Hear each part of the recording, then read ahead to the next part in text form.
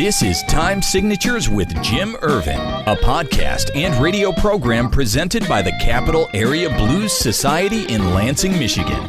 Driving up and down these Michigan roads, yeah. And now, here he is, your host, Jim Ervin. Baby, I'm home. Well, hello there, everyone, and thank you, Parker. I'm your host, Jim Ervin, and this is Time Signatures. The Summer Blues Festival season is just about to ramp up, and, we're all about bringing you the promoters and even some of the artists slated to play, because that's just what we do. And quite honestly, it's a lot of fun talking to these fine folks anyway, so it's a win-win, honestly. Today's guest is another member of Chicago Blues royalty, and he is scheduled to appear at the 2026 Kalamazoo Blues Festival, which is slated for July 10 and 11, at the Old Dog Tavern's outdoor courtyard. Not all that long ago, we had a chance to catch up with his big brother about his own tour, so I'm really pleased to have a chance to catch up with this guy. Ladies and gentlemen, I am honored to introduce you all to singer, songwriter, blues guitarist extraordinaire, and author. Yeah, that's right. He sure is. Wayne Baker Brooks, welcome to Time Signatures. And how about that? I get to talk to both of the Brooks brothers in less than a month or so. Right on, Irv. Thank you, man, for all your support with keeping the blues alive and, sharing your stories and your music and the music you like. Thank you. Yeah. The cool part about this book, guy, is when I bought this, I didn't realize it until I opened the cover and I noticed that all three of you signed it. You, your brother, and your father. How about that? Yeah, that's a rare thing there, man. Yeah? That came out in 1998. Okay. And I do believe Ronnie left in 1999. He left the band in 1999. And if that was signed in 2000, yes, it was. That must have been a time where, me and Dad probably met up on a festival or show with Ronnie and his band. Okay. And that was rare back then because Ronnie was doing all his own shows. That's cool. Now, how did this come together, man? Was this something you planned out? What happened with it? How'd this happen? Oh, man. In 1996, the Chicago Blues Festival, presented my dad, and his band. And this was our first time in a long time since I joined the band in 1988 that we had time off in the city of Chicago during the Chicago Blues Fest. Usually we'll play the festival and then go play another festival the next day in some other town somewhere. Right. But we played Friday. I think it was a Friday, and we had Saturday and Sunday off. And this was my literally first time exploring the Chicago blues to its fullest. And they just so happened to have Muddy Waters' house from Stovall Plantation in the city of Chicago that they picked up and moved it to the city of Chicago during the Chicago Blues Fest. And man, I was amazed. And this shack that like 16 or 17 people lived in, when he was growing up, where he was born. And they had all the artifacts and pictures and TVs going with videos of him, performing all over the globe. Man. And it was a true museum. It was like a real, moving museum. Yeah, that's cool. Yeah, and then I thought about it. Then I started getting angry. I was like, man, they uprooted this man's house, to bring him out, which is cool to, get people to understand who this guy is, who he is, literally the father of electric, music, period. Let alone electric blues, Chicago blues. That not that many people knew who he was, even though he was a giant in our community. I mean, music wouldn't be what it is without Muddy and Right. plugging up. And I got angry that they uprooted this man's house. And I thought, man, they would never do that to Graceland because there's a pilgrimage that goes to Yes, sir. Elvis and Graceland. So I was like, that's how we got to get Muddy. They shouldn't have to uproot this man's house. We should be going down to Mississippi on Stovall Plantation to actually see Muddy's Yes. house instead of uprooting it. And then I go, I'm gonna write a book about this. And you know, I was serious, but then I was joking. The joke part was, and they go, "Oh yeah, what you gonna call it?" And I go, "Blues for Dummies," and they laughed. Everybody laughed, right? Because the For Dummies was hot. It was hot. Everything for Oh dummies. yeah. Yeah, yeah, yeah. And then they laughed. Some friends of mine that was in town and that lived here in Chicago, they laughed, and then they looked at each other like, and then they looked at me, and they go, "You really want to write that book?" I go, "Yeah, I'm gonna write that book." And then they go, "Is she's an editor at IDG Publishing, who created the book Yeah. and Law for Dummies, Wine for Dummies, Auto Mechanic for Dummies, Oh yeah, they're dummies, all out there. everything, right?" And Yep. this was like in the midst of it being really, really hot. You walk into any bookstore and you see black and yellow everywhere, right? Yes, sir. And I was like stunned. And then I go, yeah. And that's how it came about, man. It was serendipity, man. And this is a legitimate blue. This is a legitimate for dummies book. I mean, you look at Yes, everything, absolutely. I took the and it's I took the ideas. All right, so we set up a meeting, and the meeting before the meeting, I was talking to the acquisition editor. He was like, "Man, just bring down your ideas and everything of what you would like to see, the book look like." sure. So I got this long sheet, just one little sheet of paper about this long and about this wide, and I just jotted down everything that I thought that should be in the book, and then I flipped it over and I continued. And man, when I got to this meeting, it was downtown Chicago, and it was nothing but suits all around in this restaurant. It was, lunch, and you can tell there was all kind of deals being made all over the place. And here I am in my blue jean jacket, my baseball cap, and jeans, and I stuck out like a sore thumb, man. And I see the acquisition editor, and we sit down, and we got to talking to break the ice and everything. And he goes, "All right, Wayne, let me see what you got, man."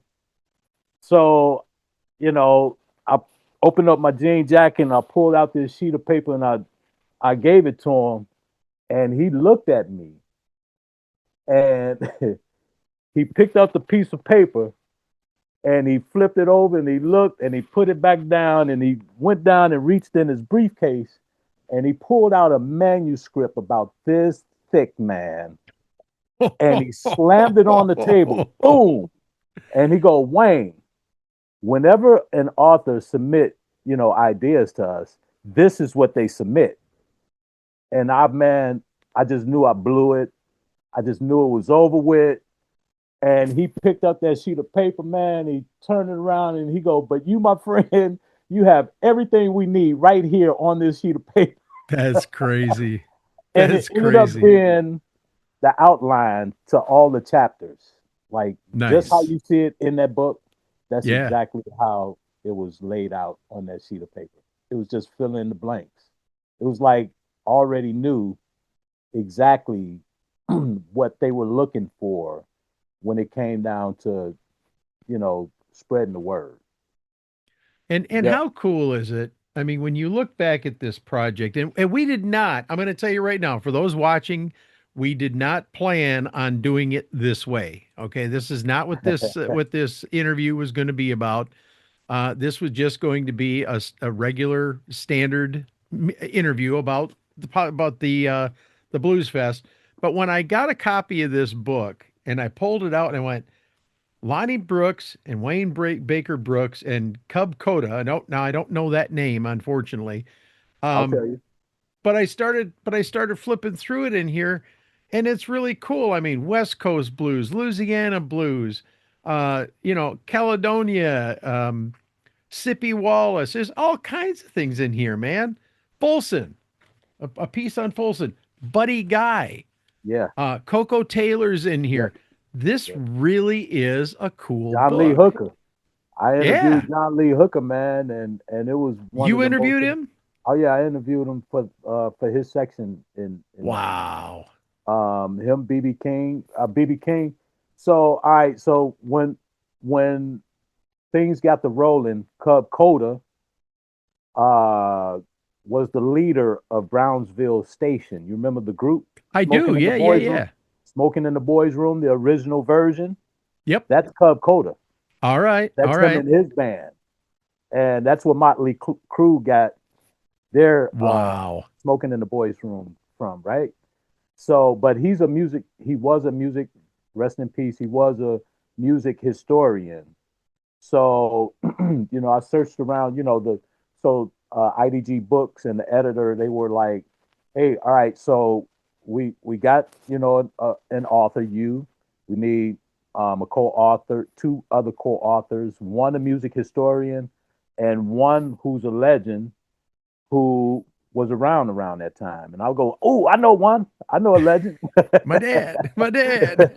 And I talked my dad up, man. Oh, man, this is a funny story. I talked my dad up, man, so highly. I was like, yeah, I can get my dad, man.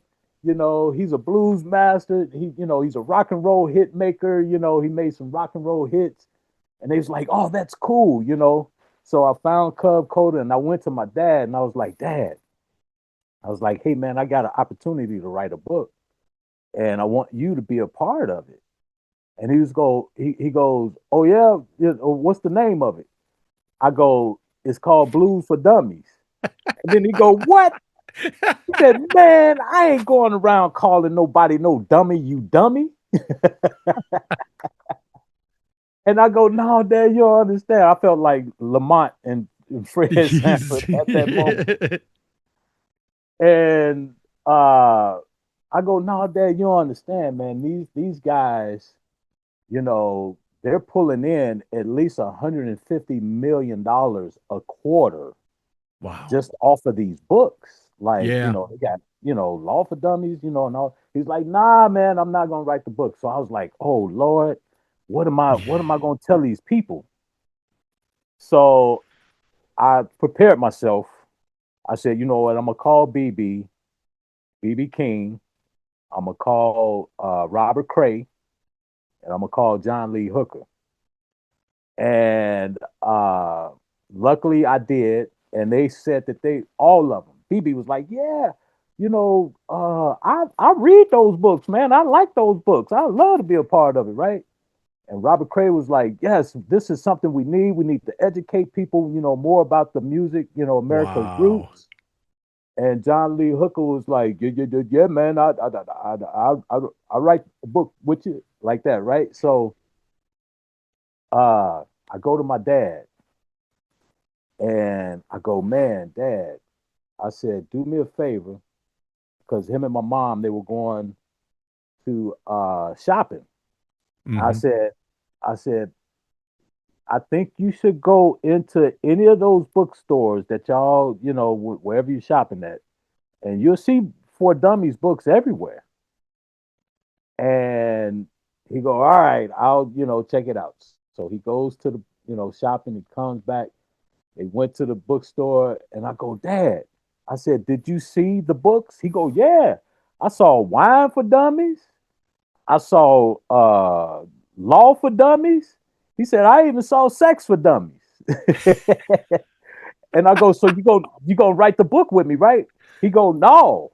I said, what? I said, what? I said, you seen the books, man. I said, this would be great for you. He go, no, I just don't feel comfortable calling nobody no dummy, man. And then I go, well, okay, I just wanted to make sure because I talked to BB, I talked to Robert Cray, and I talked to John Lee Hooker, and they all said that they'll do it. And then he paused for a minute, and then he go, BB said he'll do it. I said, yeah. He said, okay, I'll do it then, man. Now, So wait a minute. Wait a minute. For the people watching, you can't just pick up the phone and call BB King. You can't just pick up the phone and call Robert Cray. But this guy did. But this guy did. I love that, man. And honestly, I did not plan on getting this kind of a story out of you, but it's the way that I do my show. I collect stories. And you right just on. gave me a great big bucket of gold to start things off, and I love that. Thank you. Well, those Um, guys being in the community, man, those guys were like family. You know, oh we yeah. we toured together. My dad, well, my dad toured with his friends, and back then I was guitar tech and I was, switching from drums to guitar, Right. and so it was comfortable. It was like calling an uncle. Hey, unc, can you, Yes, sir. do this for me? And they knew me as, Lil Lonnie. That's what BB called me, Lil Lonnie. Little Lonnie. So I call him Uncle B, and Wow. so yeah, that's why I was comfortable. That is so cool, man. Thank you for sharing that with me. And normally I start off by letting people know, look, this is the way I run my show. Got to collect a few stories, and you just pop right out with something that I never even saw coming. And I really appreciate that. Right on, man. Um, I want to dig back just a little bit because I am going to get a couple stories from you yet, if I can. Where did your journey in music begin? I mean, I know you grew up in a musical family, and I just like to kind of get your story where you started. Um, well, of course, born and raised in the city of Chicago to that guy Lonnie Brooks. Yes, Uh, sir. South side of Chicago. As far as I remember, um, musically speaking, my dad would be, on his guitar all the time, writing songs, near his reel to reel, with a cassette tape or 8-track tape, uh, playing while he's recording or, something like that. And, and sometimes he would have me and Ronnie help him out. Like you know, for instance, one of his songs called "Bewitched."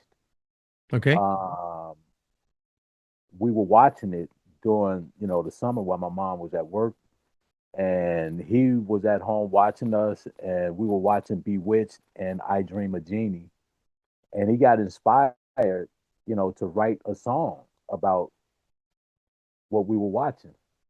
So he ran in the kitchen and brought out some pots and pans with a spoon and a knife and started hitting the pots and pans and showing me a beat. And he's like, hold that beat for me.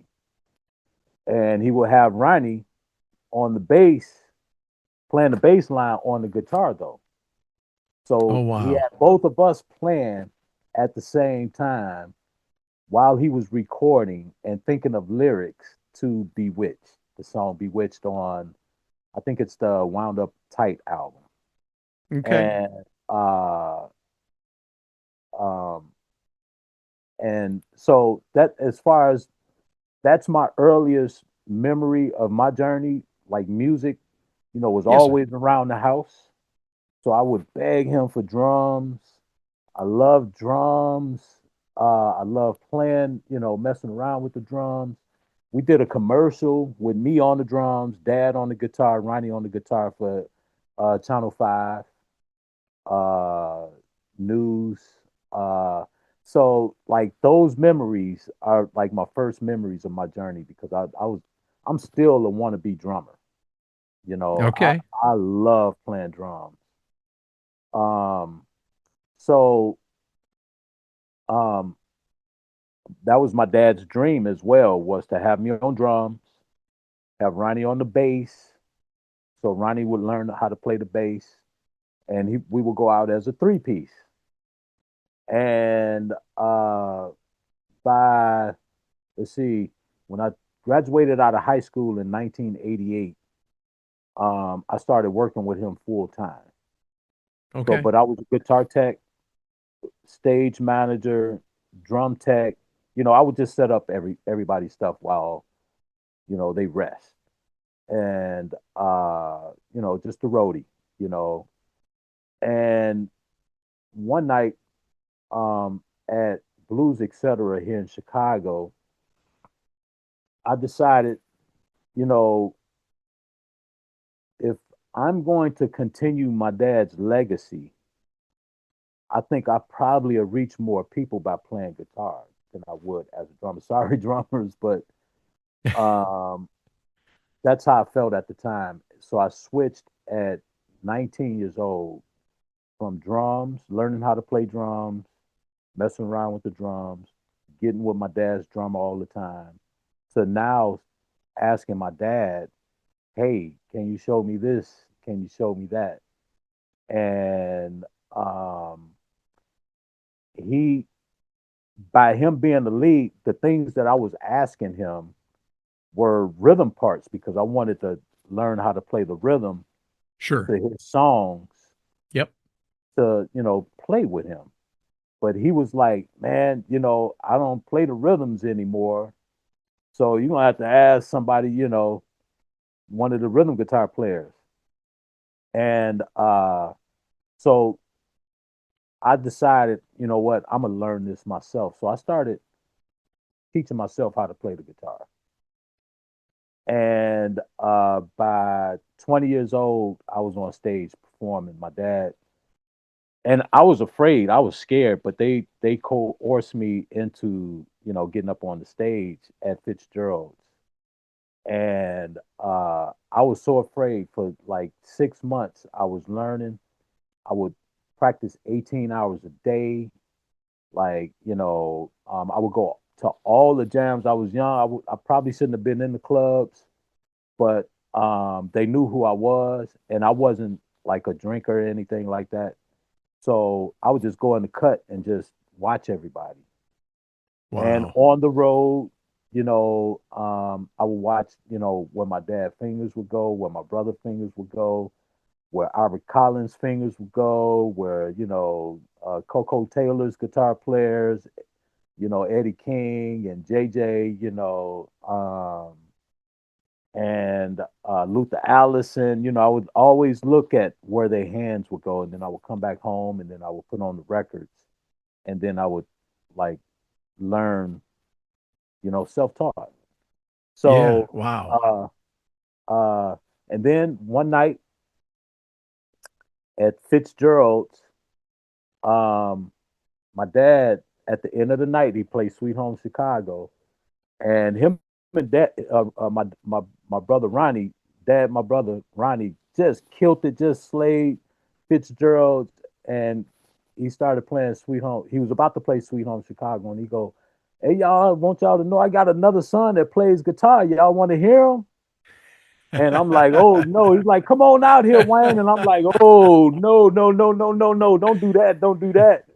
And then he go, "Y'all want to hear him?" And they go, "Yeah." So I got enough courage to go grab the guitar out of the dressing room, put the guitar on, and started playing. And man, I still um, look for this rush that I got at that moment when I was playing rhythm guitar to Sweet Home Chicago, and my dad gave the keyboard player his solo. My dad took his solo, and then he said on the mic, "Now it's your turn, Wayne." And then I started playing my solo, which I practiced, I'm telling you, 18 hours a day. I Yes, was sir. really ready for it, but in my I wasn't I was afraid. I was stage fright. I had stage fright. But I was ready, and I just forgot everything and I just started playing what I felt. And man, Irv, when I tell you those people got up and rushed to the stage and started reaching for me, there was a rush in my system that like just took over me. And at that very moment, that's when I knew that this is what I'm gonna be doing for the rest of my life. It Man. was it was like an anointing feeling. Like it was amazing. It was And I amazing. think your dad probably knew that, didn't he, when he brought you out? I guess he did because he couldn't get me off the stage after that. Man, after That's that moment, I wanted to be on stage all the time. I even bugged the hell out of him and Ronnie, and you know, it just turned into something, that I still reach for every night. one of the things that I love about your family, and I mean this from the bottom of my heart. I got to see Ronnie perform for the first time. Okay. I'm relatively new to the blues. I've only been really deeply into it for about 4.5 years now. Um, so I had a chance to see him at the Arc not long ago. Mhm. He was playing in Ann Arbor. And the thing that I love about both of you is you are so dedicated to family. You keep reaching back to family. He talked about his SG that his dad had on the guitar on the album, and then now Ronnie's got it on Blues in My DNA on that album.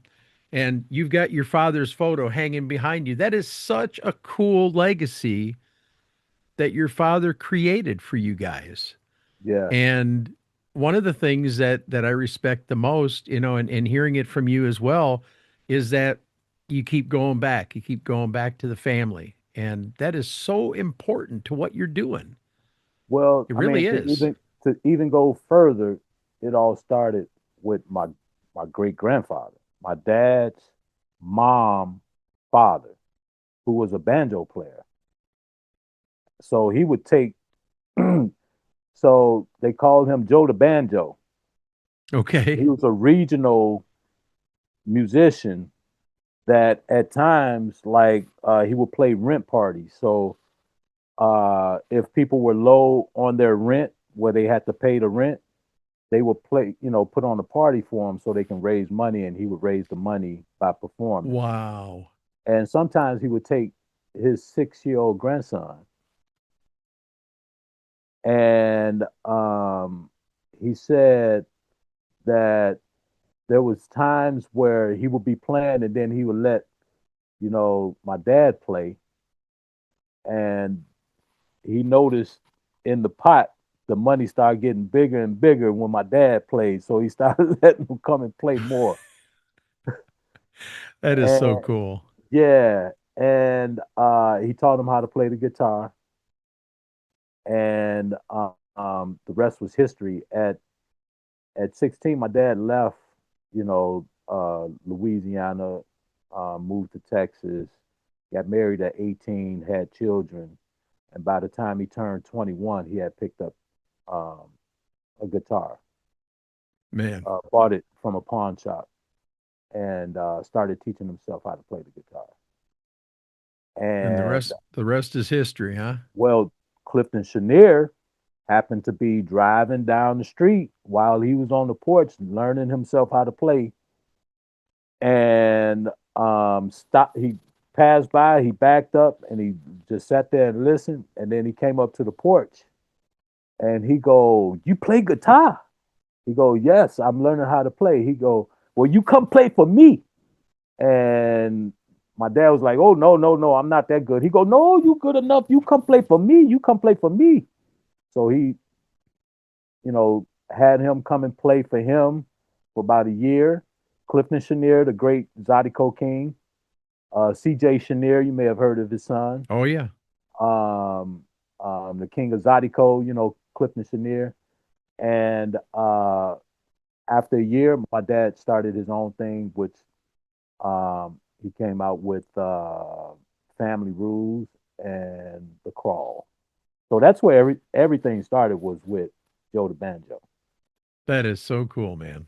It really is. And growing up in your homestead, I can imagine that it was like Christmas every day. I mean, I don't know that you guys were you overwhelmed by all of the people that you saw come and go to your home because you had a lot of big names come through. Nah, man, Like you said, it's family, like uncles and stuff. yeah, you you you see, these people all the time, and it's, it's like family. It's you don't think about, the magnitude of who these people are until you're old enough, and then you're thinking in retrospect. That's the only I'm like, wow, Right. Yeah. wow. BB King played my guitar. Like, you know, I could put it in the Smithsonian right now just for that. You know what I mean? Like, Yeah. Yeah. um, or the Hard Rock Cafe just for that, like, alone. But you don't think of the magnitude of who these people are. I mean, these are people that changed music forever, Yes, sir. man. And And you've done some pretty damn cool things in your own right. As a matter of fact, as I was prepping for this interview, I see in 1997 you performed at the second inauguration of Bill Clinton, correct? yes, with my dad, with my With father, you, my how father, did yes. how did that come together? That's pretty cool. Uh, well, you know, politicians, they like music as well too, you know, and they loved my dad so much, and I was always out there as a mouthpiece, whenever someone, out in the crowd be like, hey man, I love your dad and everything, would love to, so I would introduce him, and it would spark like that, you know they they love music as well. And plus, you know, Illinois is a delegation, state, so by us being, you know, ambassadors to the city of Chicago, Illinois, that we represent Chicago and we represent Illinois, musically, you know. I've been all over the globe myself, repping the city of Chicago for the city of Chicago, like legitimately. So when you do things like that, like I play, like I'm the only, maybe, I don't know if I'm still am, but one of the only civilians ever to have played NATO, the headquarters. Wow. Like if if if there is someone, I am the first. You can argue who's the best. You can never argue who's the first. I am the first to have Right. played NATO, like, NATO, like, Yeah. um, things like that, so being, connected, that way when, you have 4 and 5 star generals seeing you perform, they tell their friend, and Oh yeah. like next thing you know, you playing NATO. Well, and you also played for the First Lady at Chess Studios, Willie Dixon's Blues Heaven Foundation, Yes, along with, listen to this, guys, blues legends Bo Diddley, Coco Taylor, your father, and Billy Branch. Billy Branch and Carl Weathersby as well. How cool is that? Now that happened. So the first lady at the time, she was coming to the city of Chicago to give money to Chess Records. I mean, Willie Dixon's Blues Heaven Foundation Mm-hmm. and the Pullman Historic uh, Landmark, which is like a Pullman train Yeah, station, yeah, yeah. whatever. Yeah. Yep. So, um, so they called me. They was like, "Hey, First Lady's coming. We want you to play." And the First Lady is looking forward to hearing you play. And so when I got there, they asked me. They said, "Hey, would you mind, asking Bo Diddley, um, Coco Taylor, your dad, Billy, Carl Weathersby, and Chuck Berry if they would like to Wow. jam with you. So Chuck was Wow. there too. And so I asked my dad, oh man, yeah, let's do all my money back. I asked Coco, you know Wayne Dang Dude? I was like, of course, Coco. Bo Diddley, now Bo Diddley, um, I said, Bo, I said, man, you know, the first lady want to know if you want to jam with us. He's like, yeah, I brought my guitar. Check it out. So he pulled the guitar out and he flipped his switch and the light started saying Bo Diddley, Bo Diddley, Bo Diddley on his guitar, right? So oh man, he was so proud of showing it to me, right? And so I went to Chuck. Now this is Chuck Berry.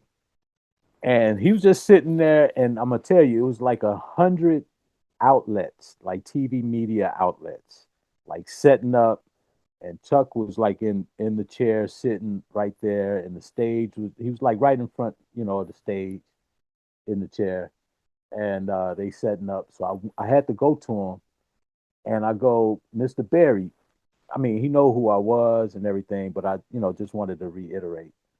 So I Sure. go, Mr. Berry, I'm, Wayne Baker Brooks. I'm the band today, and the first lady wanted to know if you would like to, jam with us tonight. And then he goes, "Speak up, son. I can't hear you."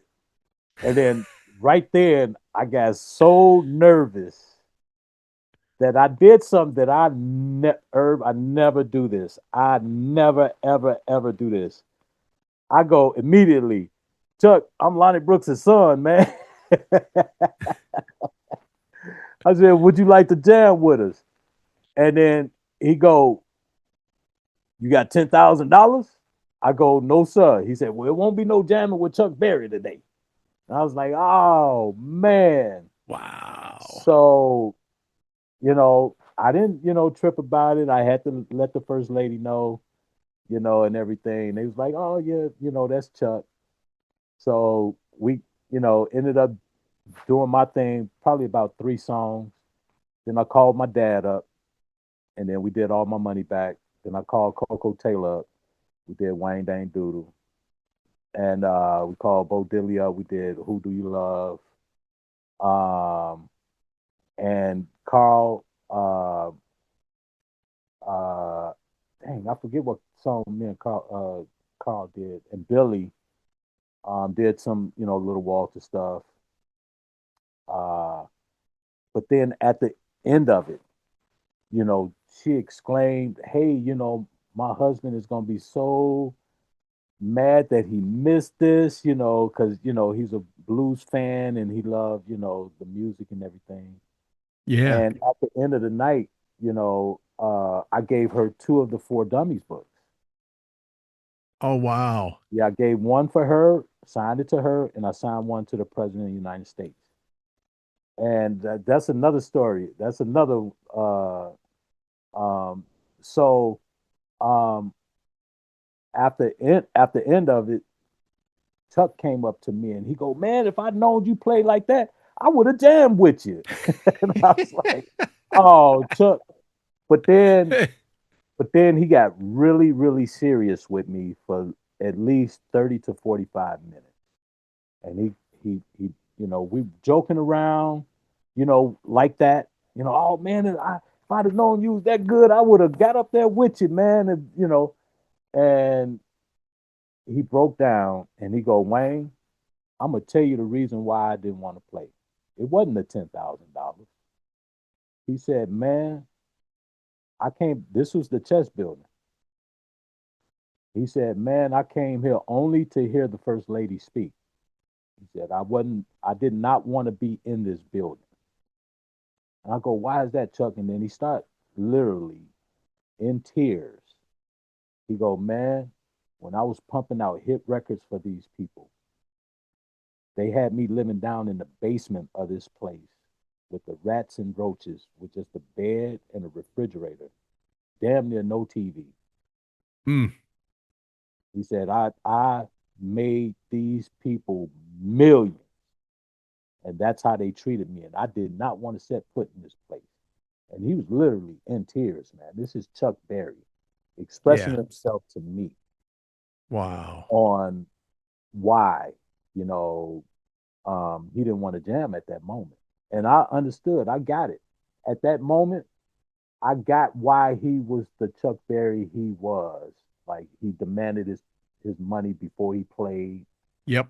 Um, you know, uh, I guess you know at a point he said, "No one is going to take advantage of me ever again when I have that power." Right. So those are the stories that I get from them, my dad, that keeps me 100% independent, man. Like, Right on. you know, I it ain't that I don't like labels or I think all labels are evil or anything. It's just that no one is going to take care of you or your intellectual property. They're not going to take care of that like you will. You're going to honor Right. this, you're going to pass it down to your family. It's art that belongs to you, that comes from you. And hearing the stories from my dad, how he got took advantage of. That's why he came up with the song "Don't Take Advantage of Me," and uh, it just keeps me knowing my worth. Okay, if we're gonna do something, then this is what it got to be. Like for me to feel Right. comfortable that this is not the 1950s anymore. This isn't an era where well, this is an era where people can be independent and do well being independent. Um, and it's not a knock to any labels or anything. I love the labels. I love the stuff that comes out. My brother's Sure. on the. I love that. The album. Although I love the albums that he did independently. Without a label. Right. Some of them more. You know, um, but those kind of stories, what Chuck expressed to me, and the stuff that my dad expressed to me, Buddy Guy, Junior Wells, uh, Coco Taylor, Luther, I, that stays with me, and it makes me move in caution. Wow. And growing up, because I'm just a little bit older than you, growing up in hearing the stories about Colonel Tom Parker with Elvis, for example, and so many of the other people who were taken advantage of, many of them blues musicians through the years, and you wonder why they don't want to trust organized anything because they were taken advantage of. So speaking of which, since I've got you here, um, anything new on the burner that you're working on? A new album coming out, or anything I'm exciting that we always can writing. share? I'm always writing music, man. Okay, And I got stuff in the can that I should be releasing right now, but um, I am always actively working on music. good. And I just feel like releasing singles is the best way these days, um, especially as an independent on my level, um, because you could put together an album and um, you could lose a lot of money, putting out an Oh yeah, album with 10 songs that probably only one is gonna like catch on, but you spent a lot of money on 10 songs. So for me, strategically, to stay relevant and stay above the rest without going into debt, uh, releasing singles is always been a real good strategy for me because it's almost like I'm releasing an album anyway. From the press right and on. TV and uh, social media. and doing cool things like throwing out the first pitch for the Chicago Cubs and Yeah, how about that, 7 inning huh? stretch and national anthems, and these are things that some of these labels aren't doing, you know, but I'm able to do this. So uh strategically, I know, and I'm a surprise some folks too with an album at some point, but right now I think, it's the way to go. I mean, the system is set up for singles, um, in order to Yeah, I get, can't disagree with you. yeah, in order to get discovered on Spotify, you gotta have one song that you're gonna pitch, and Apple Music the same thing. One song that you're Yep, gonna pitch. You can't pitch 10 songs at once. right. So radio, same thing. You could send the album in, but they're gonna pick one song. So yeah, I just you know I have to think strategically to move forward and keep moving forward. Well, Wayne, when you get to the point that you decide to release an album, when you have a digital version that you want to share, reach out to me. You've got a spot here. We'll promote it and we'll actually release the episode like the week that your album comes out. We'll do it a couple of Nice, days before to help promote. That's what we do here. thank you. But I do need to flip the page because this interview has turned this into something that is really it's so cool. Um, I've never done a promotional episode that's turned in as many directions as this one has, and I'm not complaining. I am loving the stories that you're sharing, and thank you from the bottom of my heart for doing that. But we do need to turn the page here and talk about the 2026 Kalamazoo Blues Festival. Looking like a hell of a show. Chicago's well represented, not only with you on the bill, but Pierre Lecoq and Mississippi Heat. The finale is none other than Carolyn Wonderland. She's wrapping things up on Saturday. So, what can Blues Fest attendees expect from the WBB at this appearance, man? What are you bringing? Man, my goal every night is to take people on a musical journey. Okay. And that musical journey, I like to let people know where I'm from, where I'm at, and where I'm going musically speaking. And throughout that journey, we have tons of fun, playing certain songs, and it's in order of how everything started for me, like, Okay. music. So again, I let people know where I'm from. My dad, Muddy, Buddy, Junior, Luther, Howlin' Wolf, Jimmy Reed, all that stuff. My dad was like, "Hey, if you learn this stuff, man, you'll know 2,000 songs, just off the bat, just learning those songs."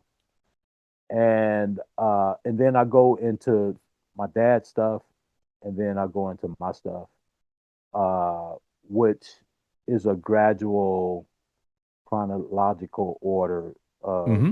uh, of my journey, and it's fun because a lot of people, they they one, they like the fact that I educate people throughout the set, but having fun with it. It's not like a boring class that everybody got to go to. Right, right. Nah, we're having fun, with it. But I'm also letting people know where I got this stuff from, who this is, and why it matters to everyone, not just me. Um, and uh, then we go into my music, which is to show the the gradual progression of playing traditional Chicago blues into modern day contemporary, blues and blues rock that I write. Um, so it's basically just setting the foundation up to let you know people know, and the show is stacked to where at the end of the night, man, you don't want to leave. You know, I've been scheduled like many gigs, like almost every gig where I'm scheduled to do 75 minutes or 90 minutes, and I end up doing 2 hours and 30 minutes and not even thinking about the time and the Wow. people haven't moved.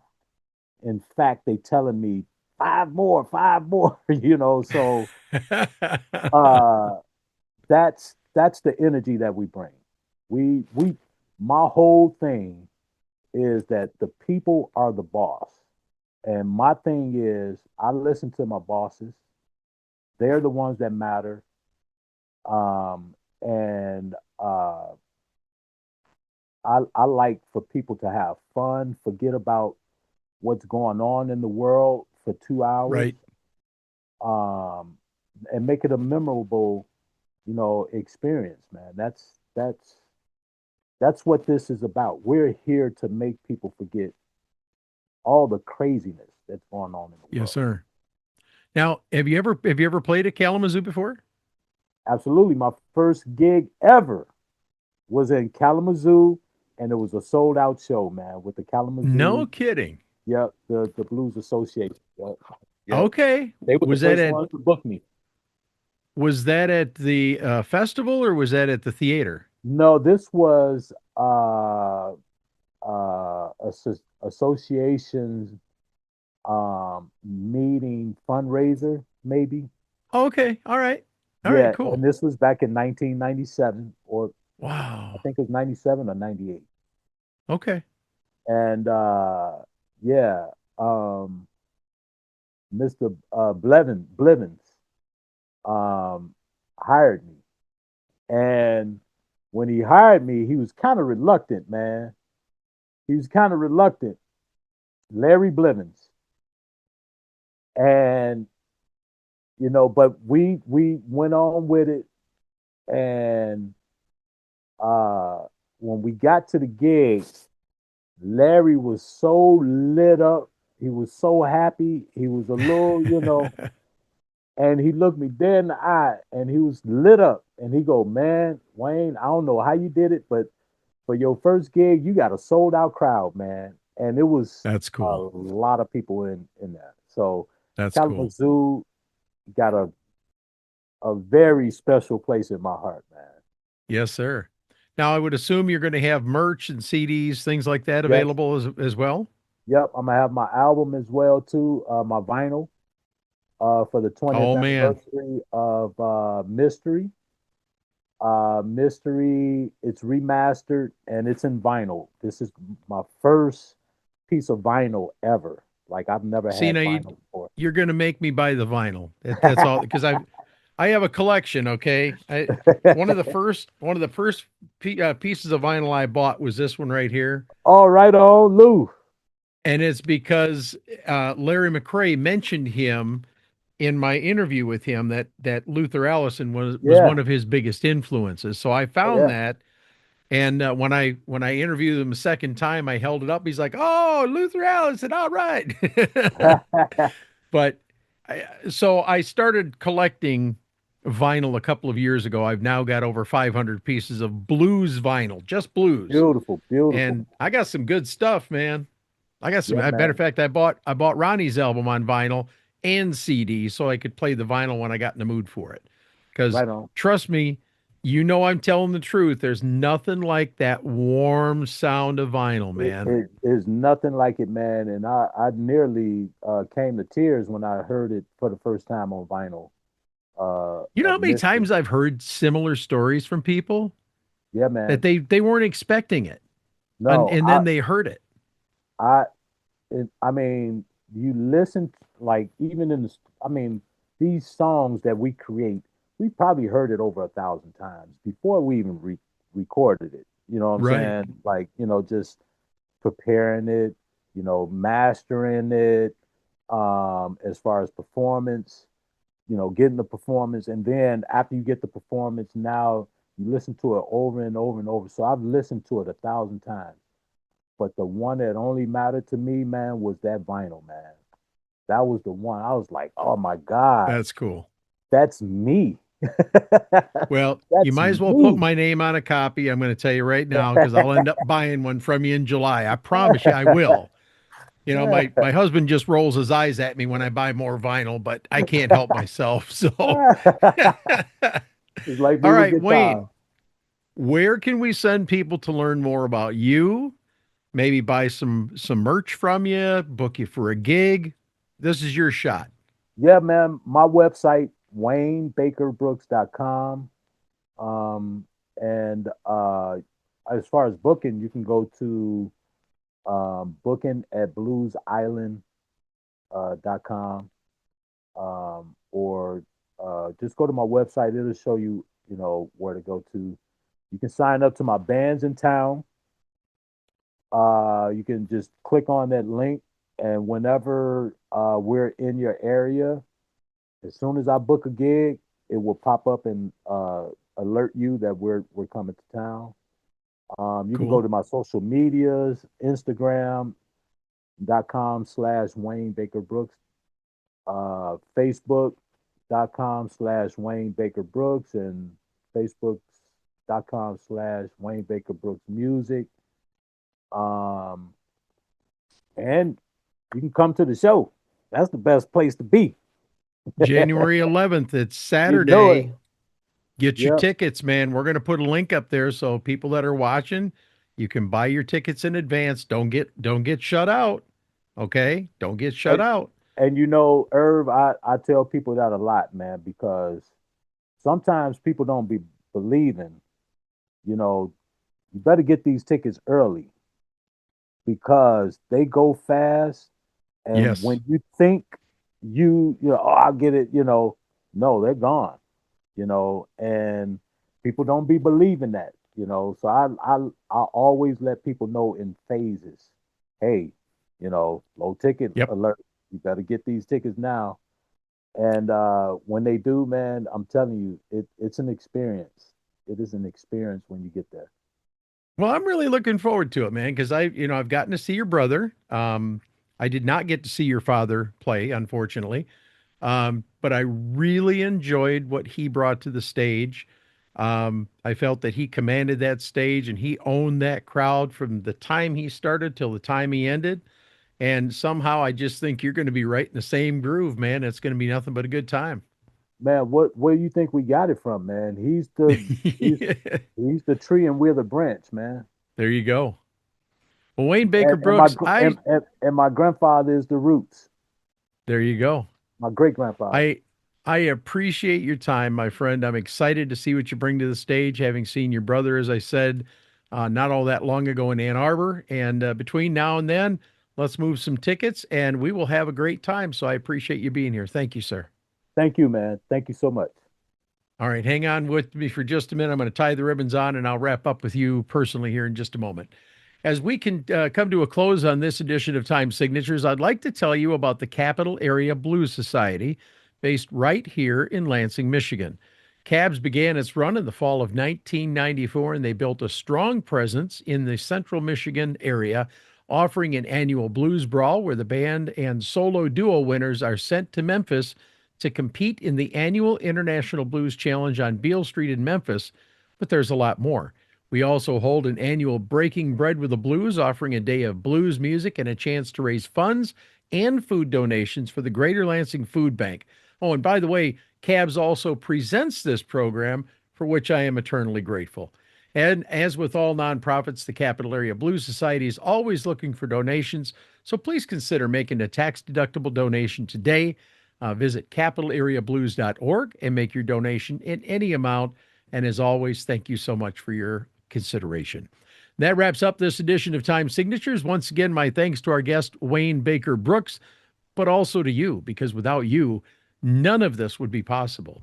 Jim Ervin reminding you, keeping the blues alive is everyone's responsibility, but preserving the history of the blues, one story at a time, that's my mission. Until next time, so long, everybody.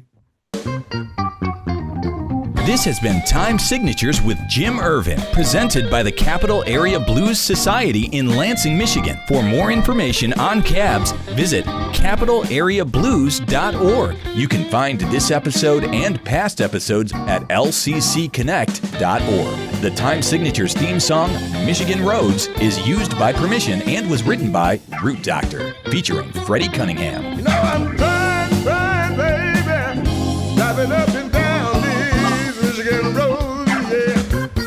until next time, keep on keeping the blues alive.